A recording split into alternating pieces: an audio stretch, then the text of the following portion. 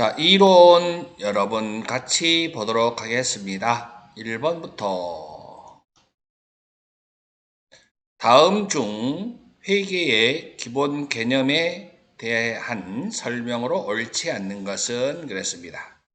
1번 자산은 과거의 사건의 결과로 기업이 통제하고 있는 미래 경제적 효익이 기업에 유입될 것으로 기대되는 자원이다. 여러분, 이게 자산의 뜻이에요. 자산의 뜻. 자산은 과거의 사건, 과거에 어떤 거래가 있어서 그 기업이 통제하고, 그러면 내가 통제하고 있다는 얘기는 내 거기 때문에 내가 통제할 수 있고, 미래 경제적 효익, 이러면 미래에 돈이 들어올 가능성이 있다. 그게 바로 자산의 뜻이에요. 이걸 여러분 동그라미 이런 거 자꾸 읽어봐야 해요. 2번 부채는 과거에 의해서 발생하였으며 경제적 효익을 갖는 자원이 기업으로부터 뭐 한다? 유출될 가능성. 그러니까 돈이 나중에 빠져나갈 것이라고 기대되는 그게 현재 의무. 그게 바로 부채의 뜻이죠. 다음 재무상태표에 표시되는 자본 총액은 자산에서 부채를 차감한 금액으로 기업의 시가총액과 일치하다. 여러분, 시가총액 때문에 틀렸지요. 왜 그러냐면 우리는 사올 때 원가, 취득 원가, 사올 때 시가로 표시하지 않고 사오는 취득 원가, 역사적 원가라 그러죠. 그 취득할 때 자산 적기 때문에 이것은 시가총액과 동일하다 그러면 틀린 말이 되겠습니다. 그러므로 1번에 틀린 것은 답이 3번입니다. 옳지 않는 거. 다음 4번 보면 수익은 자산의 증가나 부채의 감소와 관련하여 미래 경제적 효익이 증가하고 이를 신뢰성 있게 측정할 수 있을 때 손익계산서에 인식한다. 맞습니다. 이 인식한다는 얘기는 장부에 기록한다는 얘기고요. 다음 2번 가봅니다. 2번 이런 문제 여러분 있잖아요. 상당히 여기 TAT 2급에서는 좀 잘 나오는 스타일이죠. 대손 충당금 이런 거. 예. 자, 매출 채권과 관련된 자료이다. 이를 토대로 매출 채권 기말 잔액. 여러분 물어본 게 매출 채권 기말 잔액. 매출 채권 기말 잔액을 물어봤습니다. 매출 채권 기말 잔액은 얼마인가 그랬어요. 매출 채권 기말 잔액은 얼마냐? 그러면 우리는 이것을 구하는 것을 어떻게 구할까?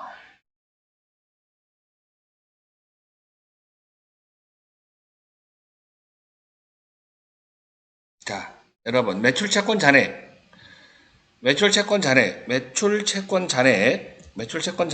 곱하기 우리가 대손 충당금 설정할 때 여기다 1%네요. 1%. 그러면 여러분 우리가 예상액이 나오죠. 예상액. 그러면 예상액. 여기 이 예상액이 여러분 기말 잔액이라고 보면 돼요. 기말 잔액이 아니라 예상액. 대손 충당금으로서 우리가 기말에 보유하고 있어야 할 대손 충당금 잔액이다라고 보시면 돼요. 예상액 마이너스 여기다가 대손 충당금 잔액을 빼죠. 잔액을 빼면 이번에 대손 충당금 설정액이 나오는 거죠. 이렇게 하는 거죠. 자, 그런데 여러분 여기에 T자를 딱 보면 여기에 기초가 지금 10만 원 있었어요. 12월 30일 날 설정한 게 얼마냐면 이게 3만 원 설정한 거예요. 설정액이 3만 원. 자, 그러면 대변과 차변이 여러분 일치해야 되죠. 대변 합계가 얼마 나와요? 14만 원 나오죠? 그러면 차변도 13만 원이 나와야죠. 그럼 여기다가 여러분 기말이라고 적어요. 기말. 12월 31일 기말 잔액은 얼마냐? 기말 잔액 얼마예요, 여러분? 기말 잔액은 7만 원이라고 할 수 있죠. 7만 원. 우리가 추정할 수 있죠? 7만원. 기말 잔액은 7만원. 이렇게 하나 적어 놓으세요. 기말 잔액은 7만원. 이게 대손 충당금 기말일 잔액이에요. 기초와 기말은 서로 반대판에 생겨요. 예. 기말 잔액은 다 같이 얼마라고? 7만원. 그러면은 여러분 이제 다 구했어요. 자, 매출 채권 잔액에 대하여 1% 대손 충당금을 설정한다 그랬어요. 그러면 여러분 매출 채권 잔액은 다 같이 얼마예요? 매출 채권 잔액은 모르죠. 매출 채권 잔액 몰라요? X 해봐요. X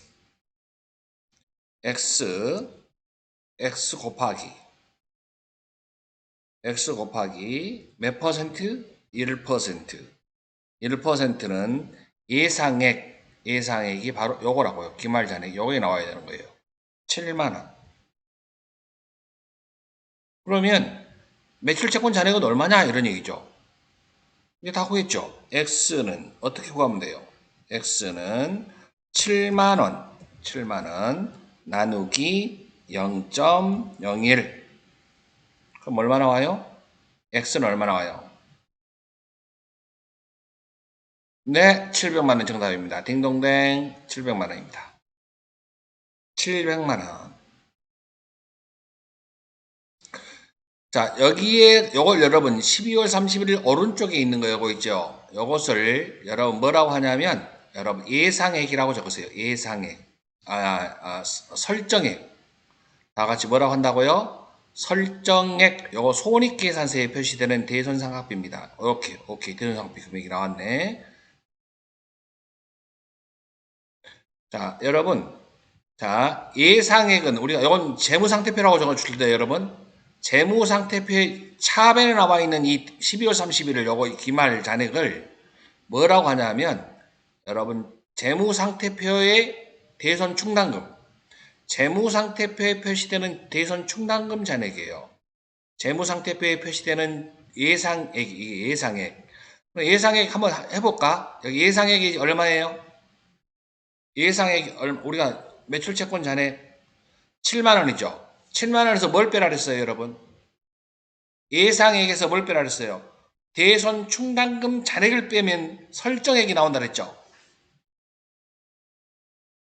여러분 내 얘기 듣고 있어요?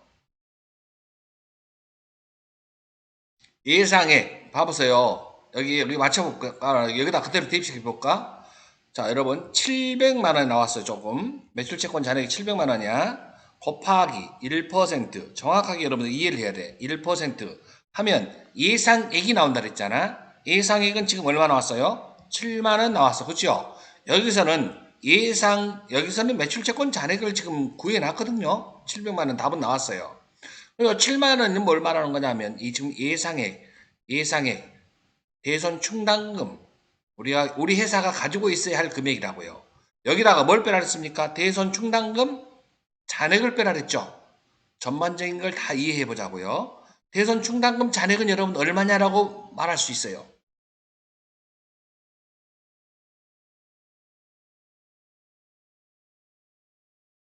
국민 여러분, 대손 충당금 잔액은 오케이. 여기 봐보세요. 기초에 얼마 있었어요? 기초에 10만원 있었어. 그죠? 그러다가 얼마 썼어요? 6만원 썼어요. 그래서 대손 충당금 잔액 얼마예요? 대손 충당금 잔액은 4만원이에요. 그렇죠? 그래서 이걸 빼니까 우리 회사가 이번에 보충해서 설정해야 할 금액은 얼마가 나온다? 3만원이 나온다. 여러분 이 3만원은 손익계산서에 표시될 대손상각비고 여기 7만원은 기말 잔액은 우리 회사가 보유해야 할 대손 충당금 총액이에요. 우리 회사가 7만원 갖고 있어야 돼요. 그런데 여기서 지금 4만원 밖에 없으니 3만원을 더 추가적으로 대손 충당금을 설정해 가지고서 분계가 이렇게 나온 거다라고 이해하면 돼요. 자, 대손 충당금은 자산의 차감 개념이기 때문에 기초가 대변에 있는 거예요. 그다음에 기초가 대변에 있고 기말은 반대편인 차변입니다. 이렇게 충당금 개념을 일단은 이해를 하는 게 가장 좋습니다. 이거 계속 시험에 나오고 있기 때문에 지금 요걸 이해를 해야 돼요. 다음 이제 2번 문제로 가볼 거예요. 3번인가요? 3번. 가입한 임직원의 전용 자동차 보험이다. 여러분 2019년도에 손익계산서에 표시될 보험료 금액은 여러분 우리 한국말이 사실은 쉬운 것 같지만 어려워요. 예, 봐보세요. 차라리 영어가 더 쉬워. 자, 여러분 손익계산서에 표시될 보험료 금액은 그랬어요. 이걸 이해를 해야 돼. 이거를. 손익계산서에 표시될 보험료는 다 같이 발생주의라고 적어봐요. 다 같이 무슨 주의? 발생주의라고 하는 것은 지금 우리 회사가 이 보험료로서 몇 개월을 보험료 냈냐면 몇 월 달에 보험료 냈냐면 6월 1일이에요. 그러면 6월 1일부터 지금은 12월 30일까지 몇 개월 발생됐나요? 그렇지. 유진, 이유진 7개월이 발생됐어요. 몇 개월? 7개월치의 보험료는 얼마냐라고 묻는 거예요. 그러면 총액이 60만 원이죠. 60만 원 곱하기 12분의 7. 그러면 여러분 얼마 나와요?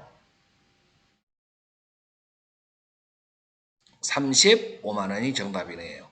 그렇죠. 여기서 키포인트가 우리 회사에서 몇 개월치가 발생됐는가를 찾는 문제다.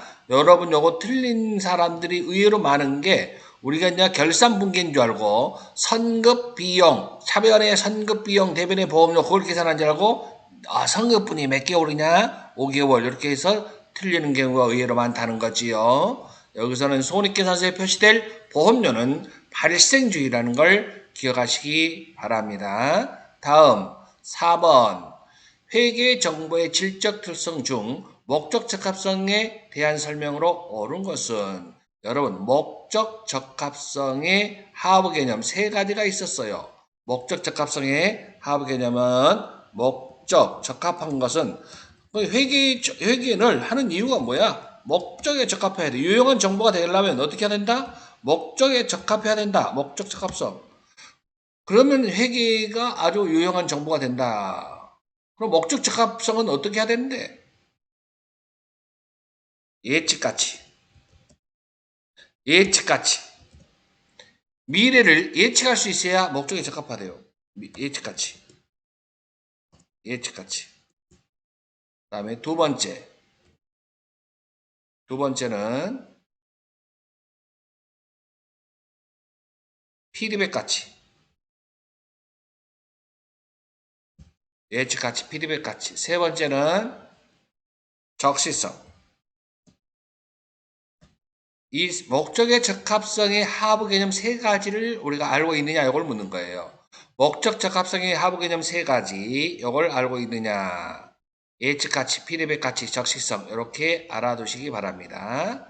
예측 가치, 피드백 가치, 적시성. 목적에 적합하다.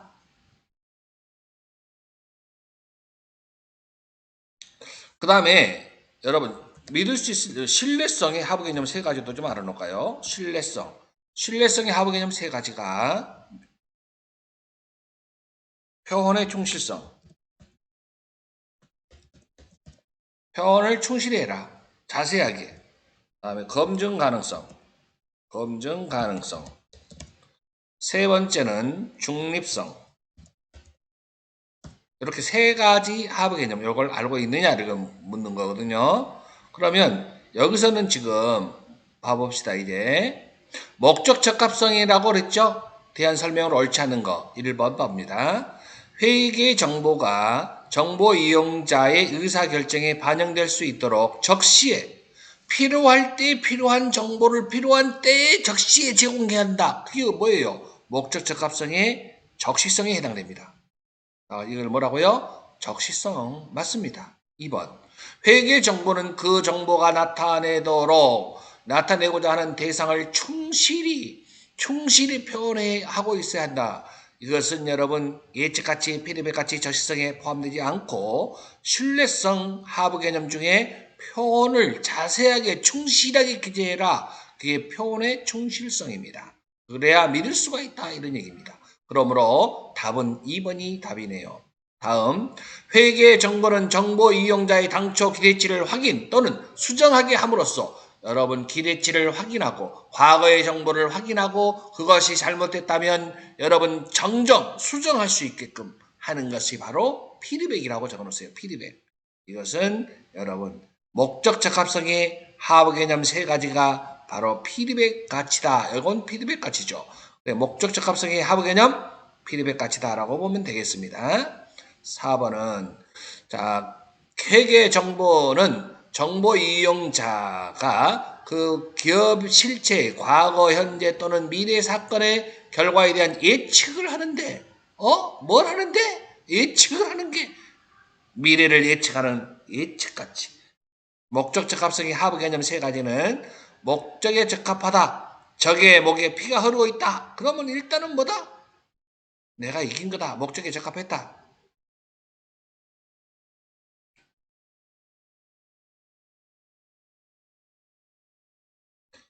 예측가치, 피드백가치.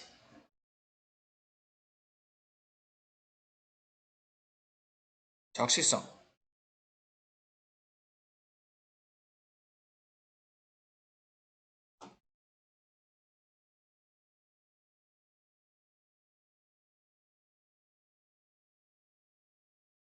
이렇게 목적 적합성의 하부 개념 세 가지를 꼭 알아두셔야 하겠습니다. 다음 5번. 다음은 단기에 취득하여 보유 중인 유가증권 내역이다. 기말 결산 시 유가증권 평가 결과로 옳은 것은 여러분 여기서는 뭘 물어봤습니까? 단기 보유 목적이 단기가 있고 장기가 있어요. 여러분 이거 장기는 매도 가능 증권이라고 적어놓으세요. 매도 가능 증권. 매도 가능 증권은 단기 매도 가능 증권은 단기 손익에 영향을 미치지 않아요. 여기서 단기 손익에 영향을 미치는 걸 물어봤잖아요. 그죠? 매도 가능 증권은 단기 손익에 영향을 미치잖아요. 매도 가능 증권 평가 이익이나 손실은 바로 단기 수익과 비용으로 보지 않고 자본으로 포함되기 때문에 그래요. 그래서 여기 장기 보유 나온 것을 X 쳐야 됩니다. 이게 키포인트예요. 그러면 답을 이제 이건 하지 말란 얘기예요.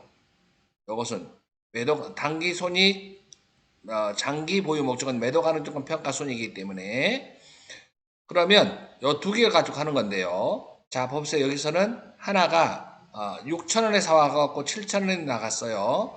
그러면 하나당 1,000원씩 이익 봤어요. 그죠? 1,000원 곱하기 몇 주? 1,000주. 그러면 얼마 이익 봤어요? 이건 100만원 이익이라고 적어놓으세요. 100만원 이익. A 주식은 100만원 이익 봤어요. 100만원 이익. 다음 B 주식 봅니다. 3,000주고요.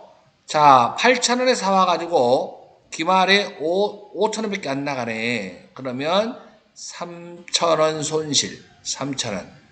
그 다음에 3,000원 곱하기 3,000주 해봐요. 그럼 얼마 나와요? 900만원 손실. 900만원 손실. A 주식 100만원 이익. 퉁 쳐봐요. 얼마 손실 봐요? 800만원 손실 나오나요? 800만원 손실.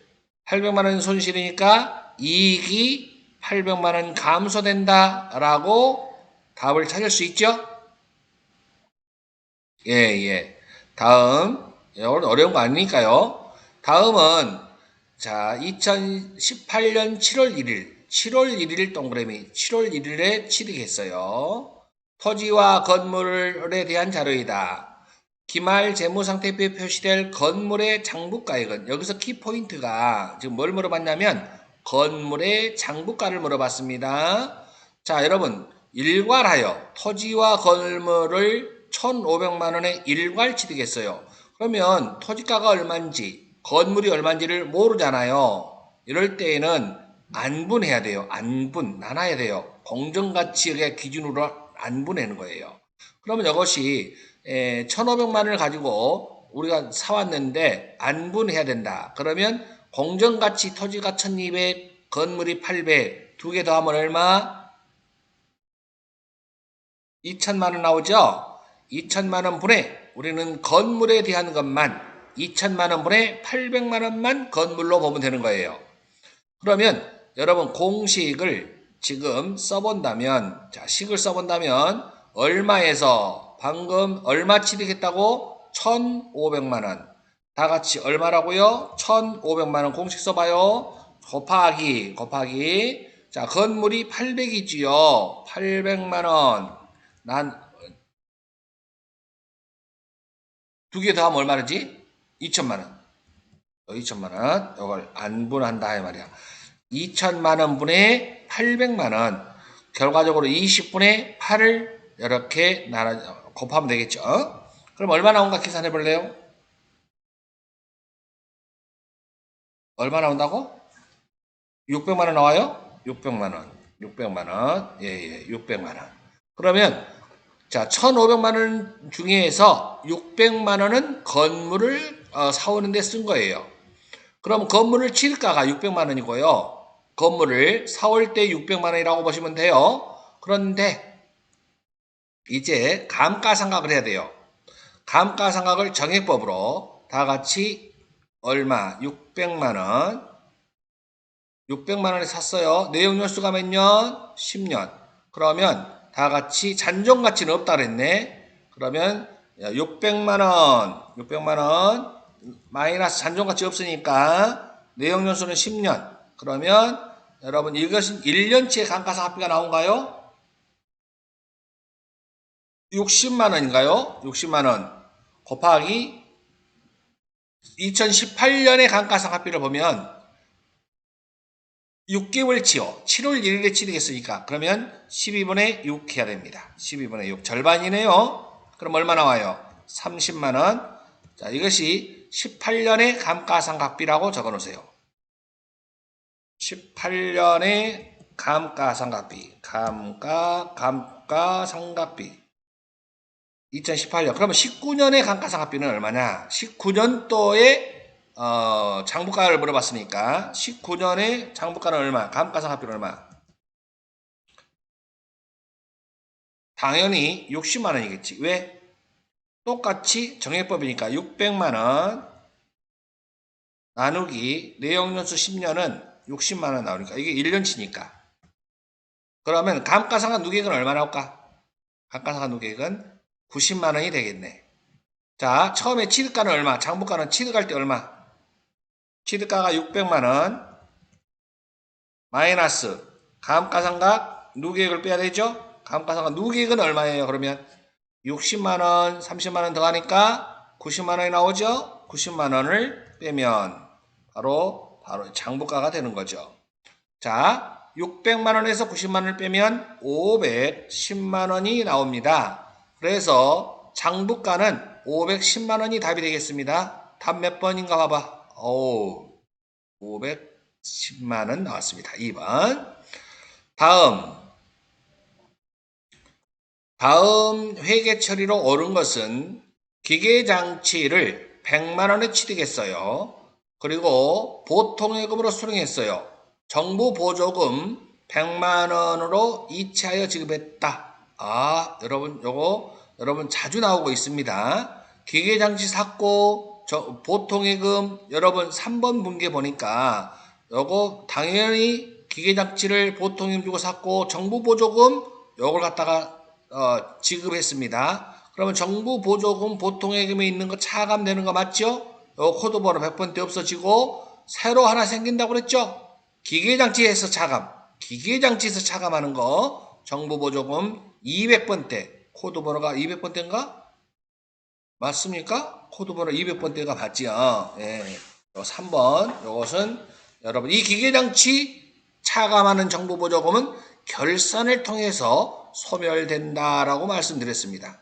다음 넘어가도 되겠죠? 다음 8번.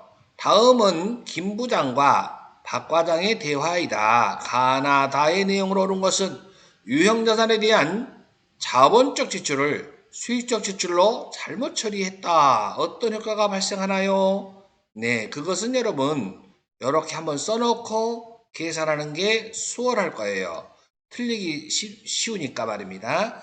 자, 자산으로 처리할 걸 자산으로 처리 안 했죠? 자산 예를 들어서 감소. 자산을 처리해야 되는데 자산 안 했으니까. 자산은 감소됐죠? 과소 또는 과소 같은 표현이에요. 과소계상. 이렇게. 그 다음에 무엇으로 이것을 처리했다고요? 비용으로. 수익적 지출을 그러면 비용으로 처리했다는 거잖아요. 비용으로 처리했어요. 비용 과대. 비용이 많아지죠? 여러분 내 얘기 듣고 있어요? 자산이 적게 됐고 비용이 과대 계상됐고 비용이 많아지면 당연히 여러분 당기순이익은 과소 계상되겠지. 적어지겠죠. 비용과 이익은 서로 반대니까요. 이렇게 써놓으면 여러분들 수월해질 수 있어요. 그러면 여기서 물어보는 게 순이익은 가예요. 가. 순이익이 과대예요. 과소예요. 과소라고 적어놓으세요. 과소 하나. 첫 번째 과소. 자산은요. 자산은 뭐예요? 과소. 과소. 그렇죠. 그 다음에 비용은요. 비용은요. 과대. 그렇죠. 그러면은 과소, 과소, 과대를 찾으면 되겠습니다. 답은 몇 번입니까? 예, 1번입니다. 다음은 9번 가봅니다. 다음 중 부가가치세법상 영세율이 적용되지 않는 것은 영세율은 수출과 관련된 것은 전부 다 영예세율을 적용하고 있죠. 사업자가 한국 국제협력단에 공급하는 재화, 수출업자와 직접 도급 계약에 의해서 수출 재화를 임가공하고 그 대가를 원화로 받은 것. 여러분 수출업자와의 거래는 여러분 직접 도급 계약에 의한 것은 여러분 수출로 보는 거죠. 예, 여기에세율을 적용받을 수 있고 단 수수료를 받은 것, 중개 수수료, 중개 역할하고 수수료를 받은 것에 대해서는 수수료는 영예세율을 적용하지 않는 거예요. 10% 과세, 부가세가 붙어요.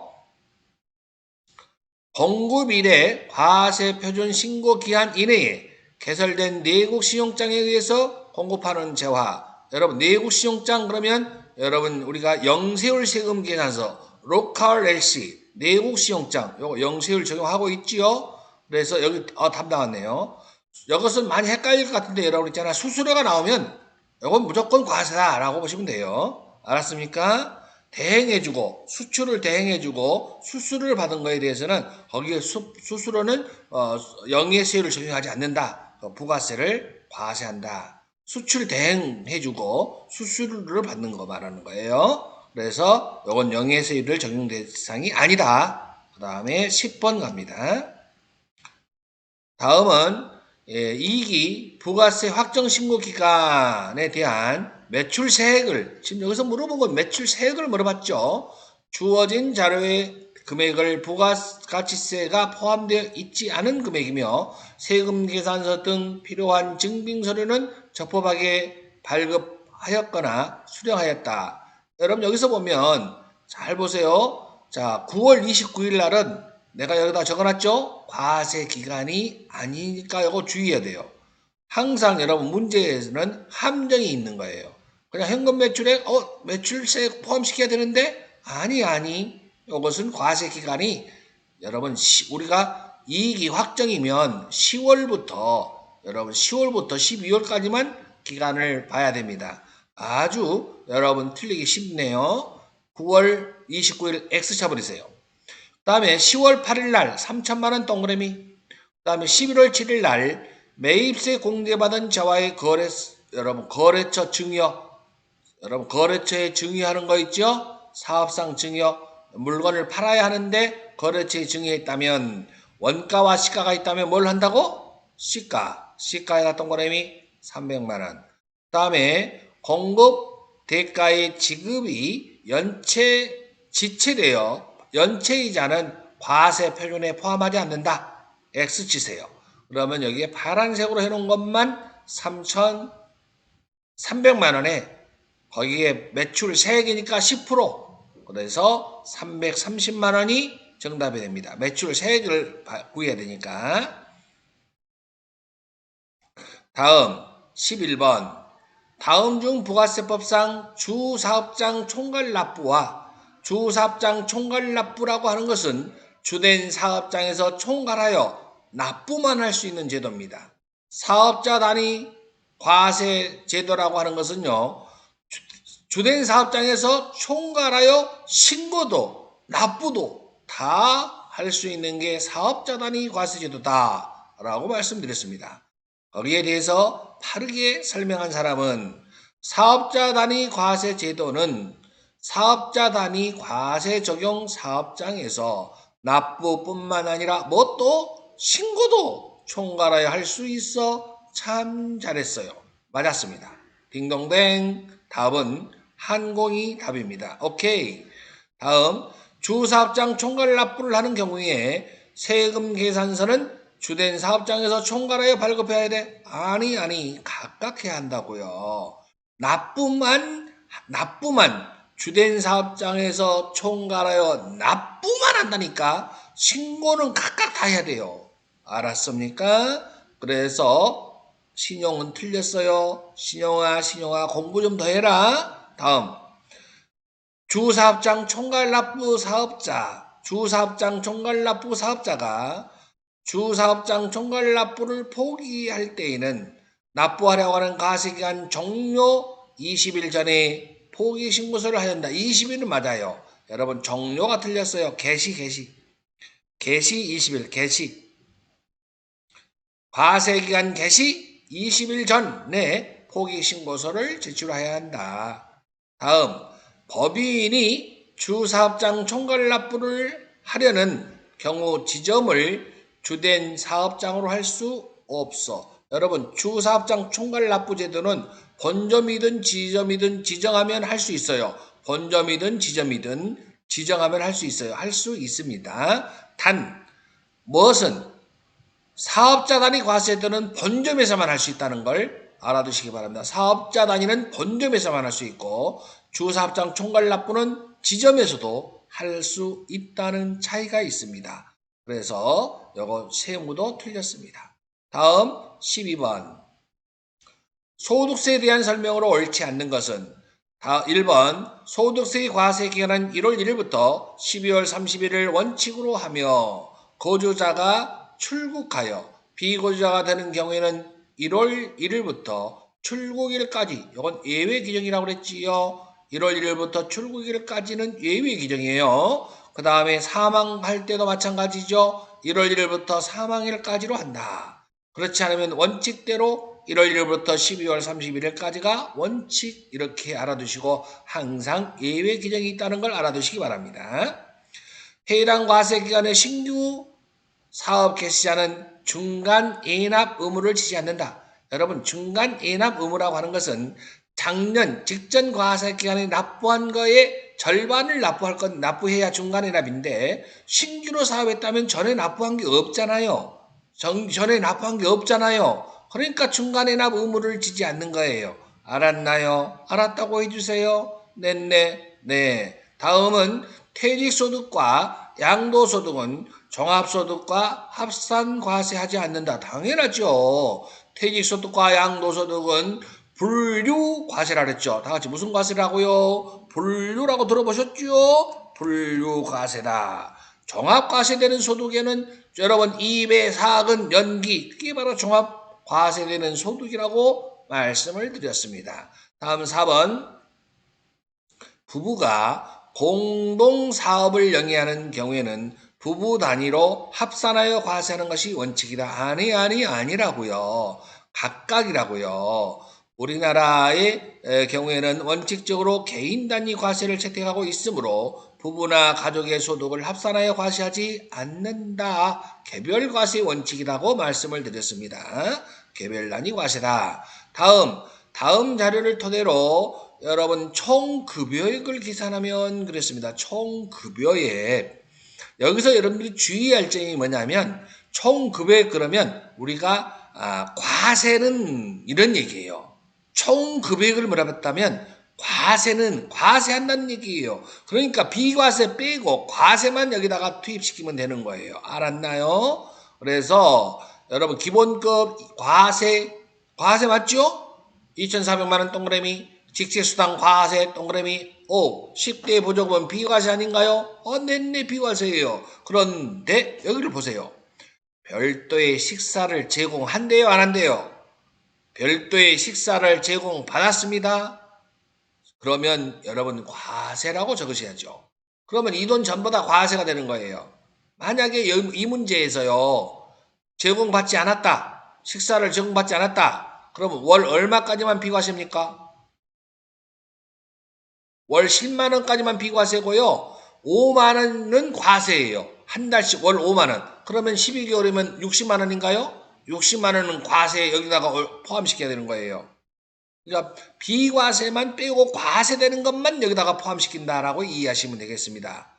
다음 자가운전 보조금 비과세인데 그렇죠. 그런데 240만 원 월 20만 원 실제 예비를 받지 않았네? 그럼 비과세 요건에 충족하죠? 총 급여액에 포함하지 않아요. 왜냐하면 총 급여액에 포함한다는 얘기는 지금 세금 매기려고 그러는 거거든요.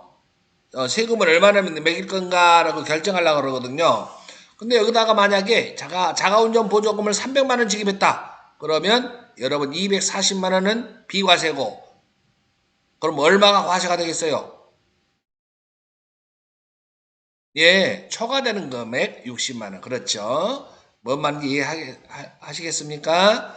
예, 예. 다음 14번을 가봅니다. 소득세법상 인적공제에 대한 설명으로 옳지 않는 것은 연간 총 급여액 500만 원 이하의 근로소득만 있는 공제 대상 부양가족에 대해서는 소득 금액의 요건을 충족한 것으로 본다. 기본공제 대상자가 되는 거지요. 예예, 맞습니다.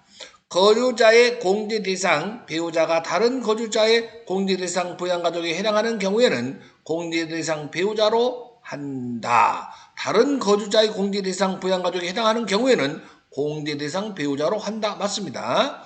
국내 은행 이자만 연간 1,800만 원이 있는 생계를 같이 하는 63세의 모친에 대하여 기본공제를 적용받을 수 없다고요? 아니, 받을 수 있어요. 왜요? 자, 여러분 이자가 2천만 원 이하는 다 같이 무슨 과세? 분리과세. 다 같이 무슨 과세라고요? 분리과세이기 때문에 공제받을 수 있다. 부녀자 공제와 한부모 소득공제에 모두 해당하는 경우에는 한부모가 유리해요? 부녀자가 유리해요? 한부모가 더 유리하지요? 한부모가 더 유리하지요? 자, 부녀자 공제는 50만 원, 한부모 공제는 100만 원을 공제받기 때문에 한부모 소득공제를 적용한다. 맞습니다. 다음 15번. 15번 문제 보면 다음 자료를 이용하여 사업자 김한공 씨의 종합소득 산출세액을 계산하면 얼마인가 그랬습니다. 자, 여러분 사업소득금액, 여러분 근로소득금액, 2배, 4근, 연기 다 더하는 거예요. 이걸 더하고 더해봐야 3천만 원 더하고요. 종합소득금액, 자, 그 다음에 근로소득금액 더합니다. 그 다음에 이자소득금액 더하려고 봤더니 직장공제 초과 발행금 여러분 분리과세라고 적으세요. 다같이 무슨 과세? 분리과세. 다시 한번 무슨 과세? 분리과세는 종합소득이 합산하지 않는다. 그러면 합산한 금액은 지금 8천만 원이에요. 다같이 얼마라고요? 여러분 얼마라고 그랬나요? 8천만 원이요. 예예. 8천만 원. 그래서 8천만 원 여기다가 써보세요. 종합소득금액 8천만 원 마이너스 종합소득공제. 종합소득공제 얼마가 있어요? 종합소득공제는 2,400만 원이 있네요. 2,400만 원을 공제해 줍니다. 그러면 얼마 나와요? 5,600만 원 나와요? 5,600만 원. 자, 5,600만 원 나와요. 그럼 5,600만 원이 과세 표준이죠. 자, 그 다음에 과세 표준에다가 세율을 곱할 거예요. 5,600만 원 곱하기 5,600만 원은 자, 어떻게 세율을 곱하라고 나왔어요? 자, 종합소득 과세 표준이 5,600만 원은 어디에 속해요? 4,600만 원 초과 8,800만 원 이하에 속하지요? 이 라인에 속합니다. 이 라인에. 그러면 여러분 요 간편하게 계산하는 요 율대로 그냥 대입만 시키면 답을 구할 수 있어요, 여러분. 자, 여기다가 자, 제일 먼저 582만 원 플러스 582만원 플러스. 자, 4,600만원 초과. 방금 5,600만원 마이너스 4,600만원을 초과한 금액은 얼마 나와요? 1,000만원 나오죠? 1,000만원. 1,000만원에 몇 프로라 그랬어요? 24%. 24%. 그대로 계산을 하면 가로 안을 먼저 보면 1,000만원에 24%면 240만원 나오네요. 그죠? 여기다가 240만원을 더하면 822만원이 나오게 됩니다. 맞습니까? 답은 1번입니다. 자, 여러분 여기에서 TAT 2급에서 자주 나오는 문제들, 이런 계산 문제, 여러분 종합소득 산출세액 계산하는 문제, 여러분 이건 실무에서도 상당히 도움이 될 수 있는 그러한 문제이기 때문에 계산 과정, 흐름 이런 것도 좀 익혀 놓을 필요가 있겠습니다. 여러분 대단히 고생 많았습니다. 수고하셨습니다.